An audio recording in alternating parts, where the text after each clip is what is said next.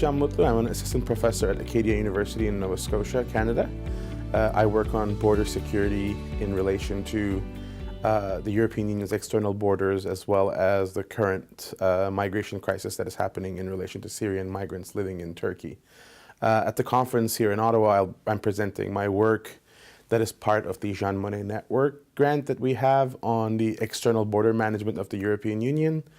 I am part of a team that looks at external migration management practices in relation to the Eastern Mediterranean, so countries including Turkey, but also most of the flows that are starting from Syria and Iraq and Afghanistan and coming through Turkey to Greek islands and then to Greece and then up into the Balkans. So I'll be presenting the early findings of that group of scholarship that looks at what is the European Union doing, what are the effects of those practices, and how are those practices impacting the lives of migrants. So I'll be presenting some of the earlier findings.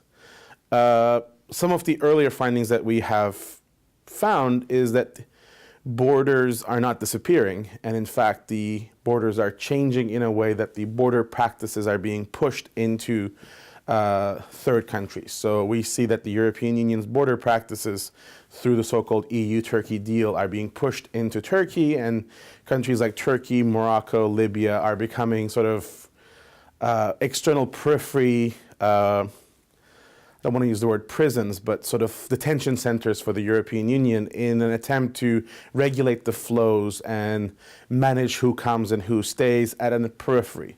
So it seems to us, the group, the volume that I'm editing has about 10 people in it, that the European Union is learning from countries like Australia that has an island strategy that pushes sort of the migrants out into these countries where the sort of the selection process and the processing happens, and that gradually sort of they're allowed into the European Union. So that's the thing that I'm presenting.